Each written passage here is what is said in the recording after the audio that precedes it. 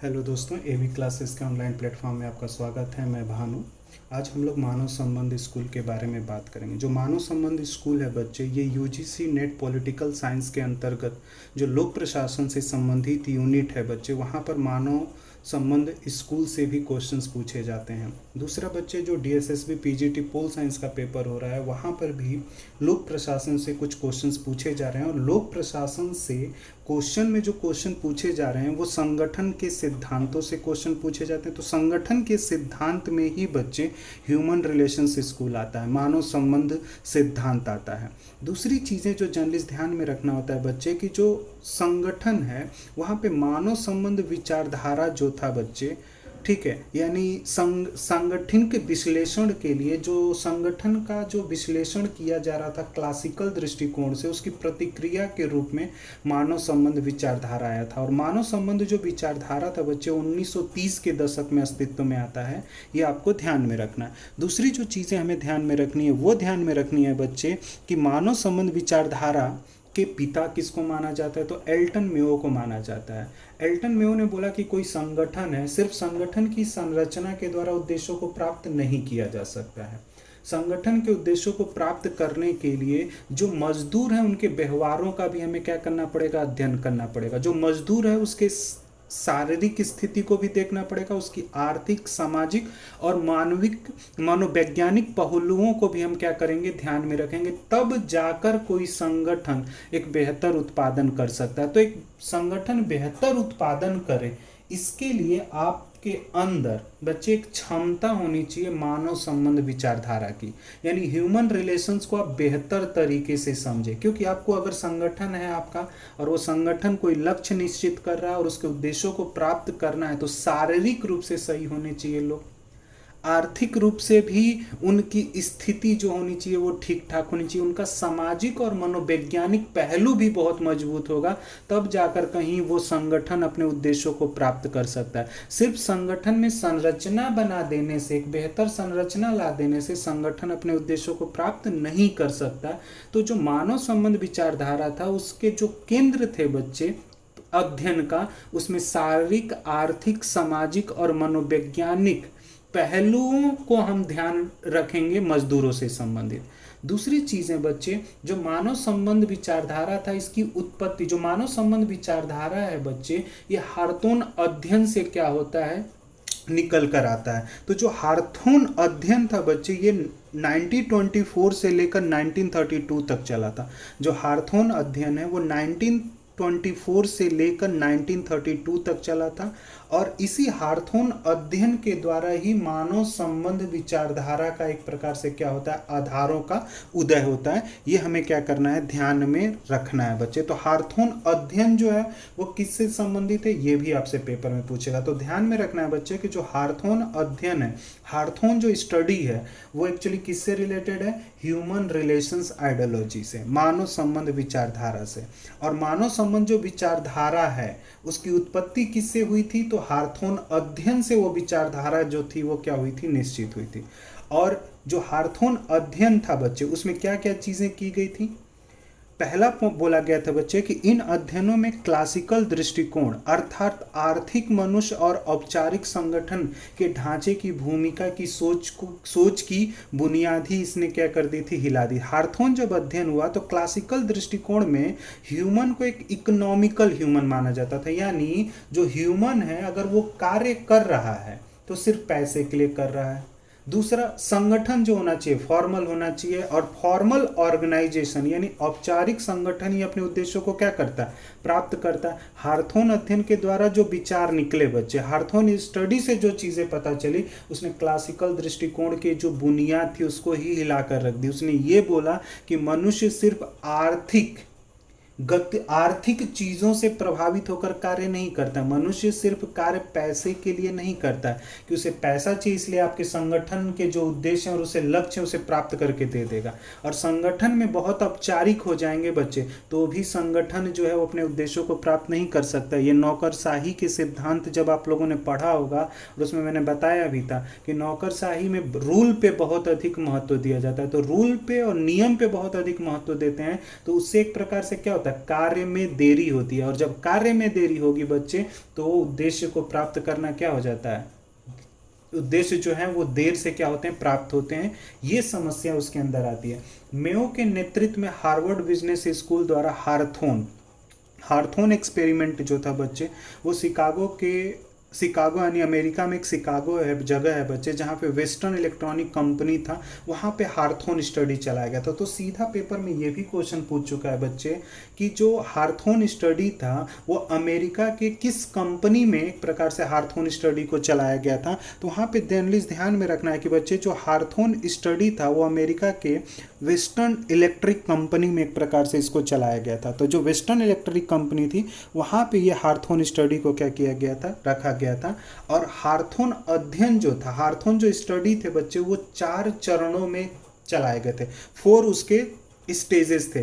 पहला जो स्टेज है बच्चे, पहले स्टेज में एक तरह से प्रयोग हुआ था प्रकाश का, यानी प्रकाश जो है बच्चे, क्या प्रकाश जो है वो उत्पादन को प्रभावित कर सकता है। तो उसमें निकला कि हाँ, प्रकाश जो है उससे उत्पादन पर क्या होता है, प्रभाव पड़ता है। यानी अगर लाइट कम थी तो उत्पादन ज़्यादा हो रहा था, लाइट ज़्यादा थी तो उत्पादन कम हो रहा था, और लाइट को जैसे ही अचानक कम कर दिया जा रहा था तो अभी भी उत्पादन पे क्या हो रहा था, प्रभाव पड़ रहा था। तो प्रकाश से मजदूरों की उत्पादकता पर प्रभाव निर्धारित करने के लिए प्रकाश का, यानी प्रकाश जो है बच्चे वो उत्पादन को प्रभावित करती है। यानी जो संगठन है बच्चे, उसकी भौतिक परिस्थितियां भी उत्पादन को बढ़ा सकती हैं और कम कर सकती हैं। एक चीज़ें, दूसरी चीज़ें हुआ बच्चे, दूसरा टेस्ट हुआ 1927 में, जिसको रिले असेंबली टेस्ट रूम में बोलते हैं।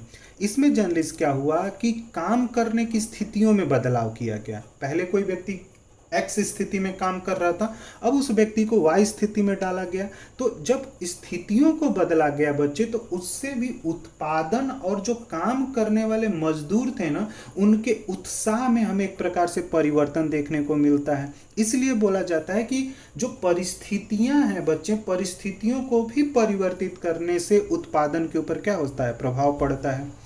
दूसरा है व्यापक साक्षात्कार कार्यक्रम। तीसरा जो चलाया गया था 1928 से लेकर बच्चे 1931 में व्यापक साक्षात्कार कार्यक्रम चला, जहां पे कर्मचारियों से व्यापक रूप में बात की गई। उन्हें बोला गया कि आप खुलकर बताइए, आप संगठन के बारे में, प्रबंधन के बारे में जो भी भावना है उन चीज़ों को बताइए। तो ये इनसे भी एक परिणाम पर पहुंचा गया कि नहीं, जो संगठन के प्रति जो मजदूरों की एक भावना है, ये कहीं ना कहीं एक प्रकार से प्रभावित करती है। क्योंकि जो मजदूर होता है ना बच्चे, वो समाज बनाकर रहता है, सामाजिक प्राणी है। तो वो चाहता है कि कार्य करते हुए भी एक सामाजिक स्थिति बनी रहे और उसमें वो एक प्रकार से क्या करे, कार्य को करे।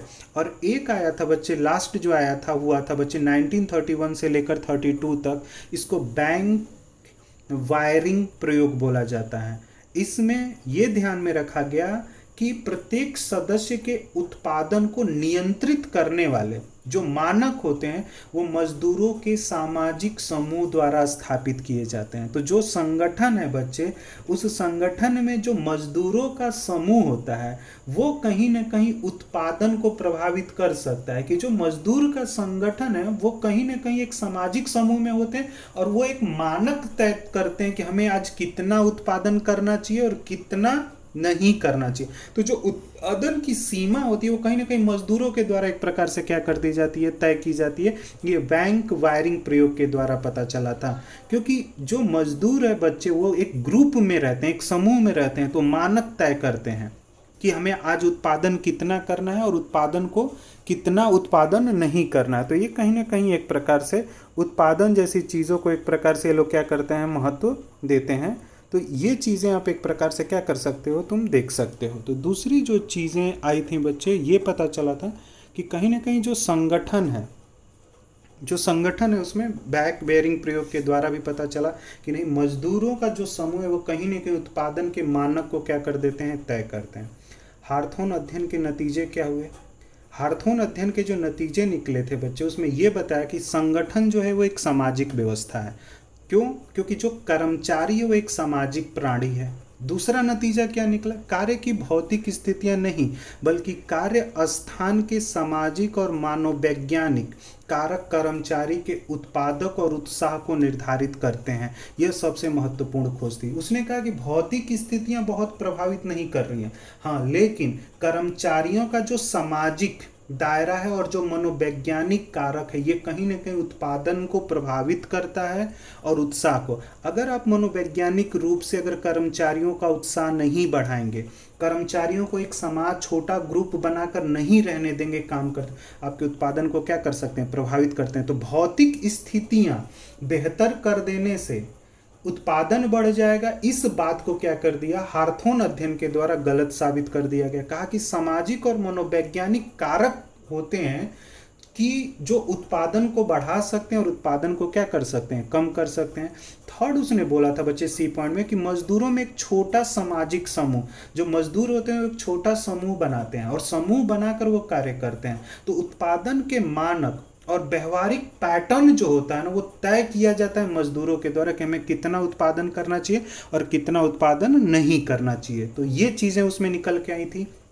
थर्ड बोला गया था, नेक्स्ट पॉइंट था बच्चे कि मानव संबंध जो विचारधारा है उसके 3 संगठन है। एक तो व्यक्ति, अनौपचारिक संगठन एवं भागीदारी पूर्ण संगठन। तो ये जो मानव संबंध विचारधारा है वो 3 तत्वों को बहुत महत्वपूर्ण देता है। एक तो व्यक्ति, अनौपचारिक यानी सामाजिक और मनोवैज्ञानिक कारक, और भागीदारी यानी संगठन में व्यक्ति की पूर्ण क्या होनी चाहिए, भागीदारी होनी चाहिए। दूसरी चीजें बच्चे इसी विचारधारा से ये पता चला कि व्यक्ति की भावनाएं और धारणा, ये विचारधारा ने पहचानी कि व्यक्ति की भावना और जो धारणाएं हैं उसका हमें एक प्रकार से क्या चलता है, पता चलता है इस विचारधारा से। जबकि क्लासिकल सिद्धांत में व्यक्ति की भावना और उसकी धारणा को महत्व नहीं दिया जा रहा था। इस विचारधारा से पता चला कि नहीं, अगर एक संगठन को उद्देश्य को प्राप्त करना, एक प्रशासन को अपने उद्देश्यों को प्राप्त करना, तो व्यक्तियों की भावना और उनकी धारणाओं को हमें महत्व देना पड़ेगा। अगर उनके महत्व को नहीं पहचानेंगे तो भी संगठन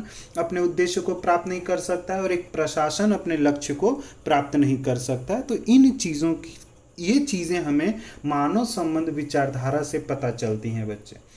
नेक्स्ट पॉइंट, बैक जो वायरिंग प्रयोग था जो 1931 से लेकर 32 तक चला था बच्चे, यहां पर यह बोला गया कि जो अनौपचारिक संगठन, अनौपचारिक संगठन में क्या आता है, उत्पादन, और उत्पादन के मानक और व्यवहार जो है वो क्या करता है, मजदूर एक प्रकार से निश्चित करता है बच्चे। और यहीं पर उसने कुछ मानक तय हुए, बैक बैरिंग प्रयोग के द्वारा कुछ मानक निकल कर आए थे बच्चे, जहां पर यह बोला गया था कि बहुत ज्यादा काम नहीं करना चाहिए। अगर कोई करता है तो रेट बस्टर कहलाता है, क्योंकि अगर बहुत ज्यादा काम कर दोगे तो बहुत अधिक उत्पादन हो जाए। अगर उत्पादन बहुत अधिक हो गई, मांग नहीं हुआ, तो क्या हो गया, नुकसान हुआ। तो इसको हम लोग रेट बस्टर बोलते हैं। बहुत कम काम नहीं करना चाहिए। अगर कोई बहुत काम करता है तो इसको इसने बैक वायरिंग प्रयोग के द्वारा इसको क्या बोला गया था, धोखा बोला गया था। दूसरी चीज, जो आपका पर्यवेक्षक है उस पर्यवेक्षक को ऐसी कोई भी बात नहीं बतानी है जो आपके साथी को क्या कर सके,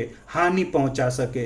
तो अगर कोई ऐसा कर रहा है तो उसे कबूतर का बच्चा बोला जाएगा। तो सीधा पूछा जा सकता है बच्चे, कबूतर का बच्चा किसे बोला गया है?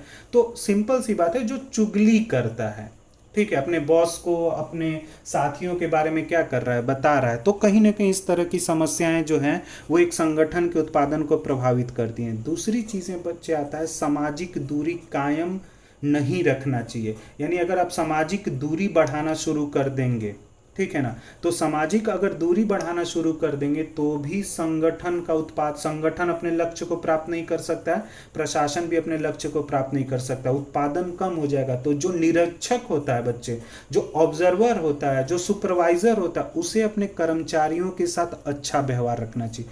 अगर कर्मचारियों के साथ प्रबंधन का अच्छा व्यवहार है, प्रबंधन उनकी भावनाओं को महत्व दे रहा है, ठीक है, और जो ठीक है उनकी धारणाओं को महत्व अगर दिया जा रहा है प्रबंधन के द्वारा, तो कहीं ना कहीं वो संगठन अपने लक्ष्य को क्या करेगा, बेहतर प्राप्त करके दे सकता है। तो ये चीज़ें जर्नलिस्ट एक तरह से आप क्या कर सकते हैं, देख सकते हैं। और नेक्स्ट आता है बच्चे, इस सिद्धांत की आलोचना इसकी भी होती है। आलोचना क्यों होती है? तो इसकी आलोचना का कारण है क्योंकि इसमें वैज्ञानिक आधार के अभाव मानेंगे, क्योंकि इसमें बोला गया कि वैज्ञानिक आधार के अभाव हैं। प्रयोग के दौरान ये देखा गया कि मजदूरों का व्यवहार स्वाभाविक नहीं था।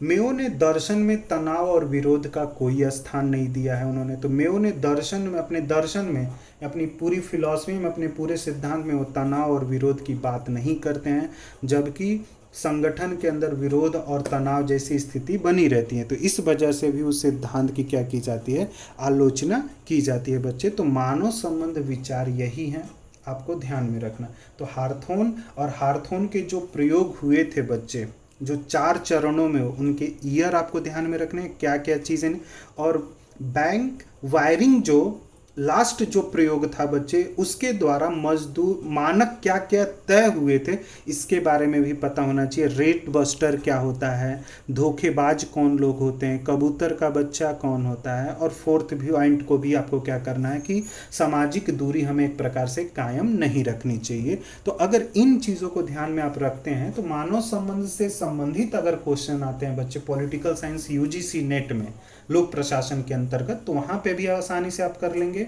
और अगर क्वेश्चंस पीजीटी डीएसएसबी में भी आता है तो वहाँ पे भी क्वेश्चंस कर सकते हैं और बच्चे। और हर एक स्टेट के लेक्चररशिप्स की भी एग्जामिनेशंस होते हैं पीजीटी लेवल पे, तो वहाँ पर भी इन चीज़ों का आप क्या कर सकते हैं, उपयोग कर सकते हैं। तो आज की क्लास में बस इतना ही। अगली क्लास में हम लोग आगे के विचारधाराओं पे क्या करेंगे बच्चे, बातचीत करेंगे। तो आज के लिए बस इतना ही। Thank you.